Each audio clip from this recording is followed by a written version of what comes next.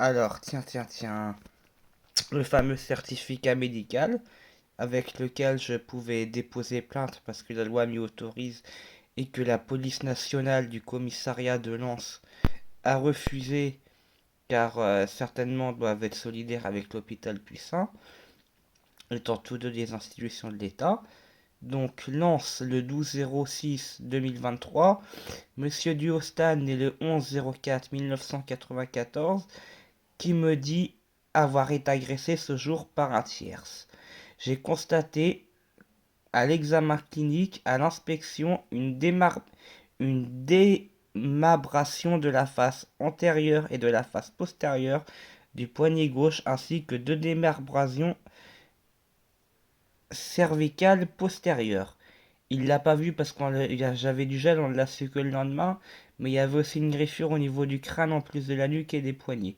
Certificat établi à la demande de l'intéressé et remis en main propre le 12-06-2023.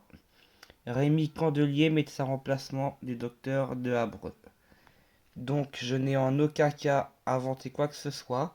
Il y a des témoins dans cette cafétéria. Je sais ce qui s'est passé à l'hôpital Puissant. Je sais ce qui s'est passé au commissariat de police de Lens.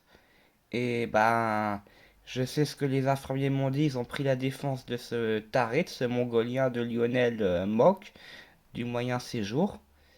Et ben, en France, on se fait agresser, c'est le malade mental quoi le dernier mot. On le voit bien à Reims quand on voit un patient qui a 30 ans de psychiatrie derrière lui qui tue une infirmière, c'était forcément prévisible.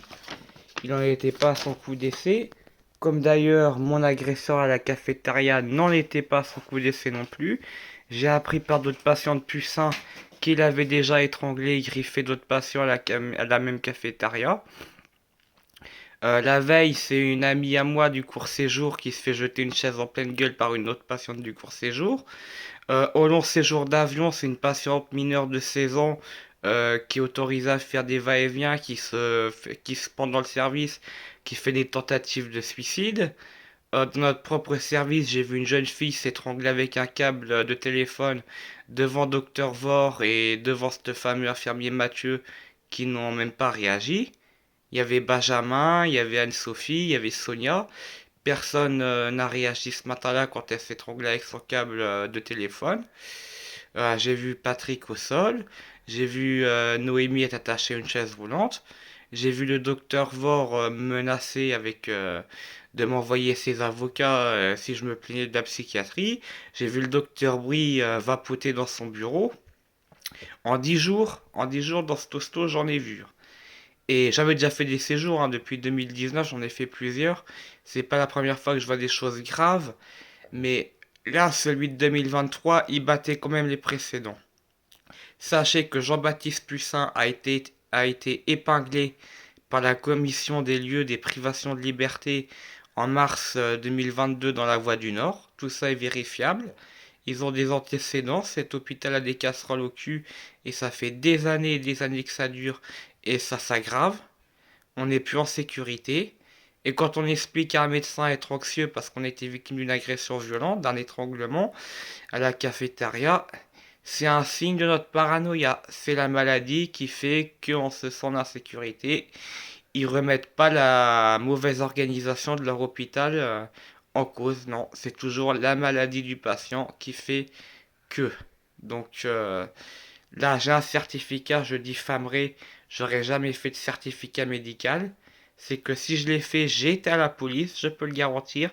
Et la police m'a dit que les blessures étaient superficielles et qu'il ferait rien parce qu'il n'y a pas de motif à l'agression. Ah oui, c'est un malade mental, évidemment, il l'a fait sans motif. Est-ce que c'est pour ça qu'il n'y a pas eu agression et blessure pour autant?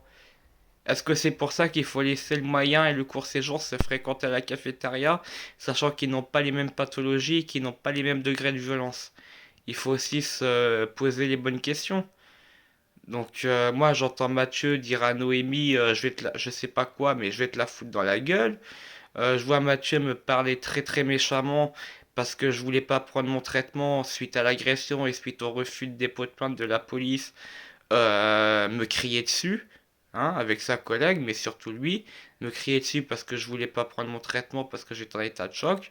Donc, je suis sorti contre avis médical.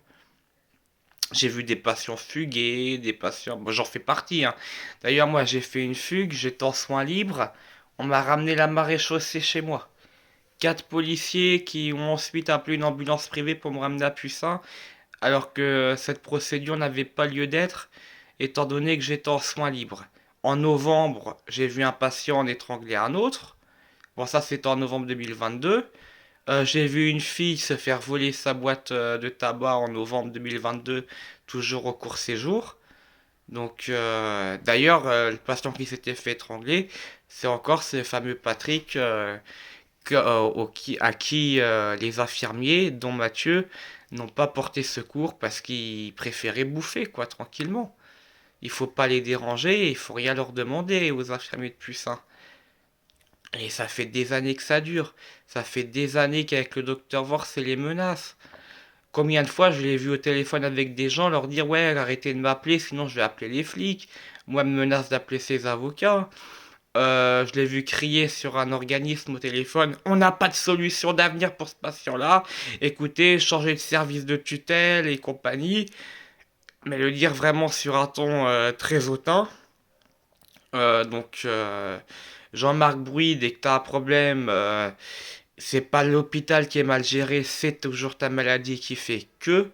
Donc à un moment, faut quand même que se souvenir que cet hôpital a quand même été épinglé dans la voie du Nord. Donc on peut pas dire que c'est dans ma tête, il y a des faits. Mon agression, il y a des témoins. Le fait qu'une fille du court séjour a balancé une chaise à une autre fille, il y a des témoins. Du fait qu'une jeune fille ait essayé de s'étrangler avec son câble de téléphone, il y a des témoins, dont Mathieu, dont Sonia, dont le docteur Vor. Donc il faut pas dire que je fabule. Appuie ça tout enregistré. S'ils sont de bonne foi, il y a les caméras qui confirmeront toutes mes allégations.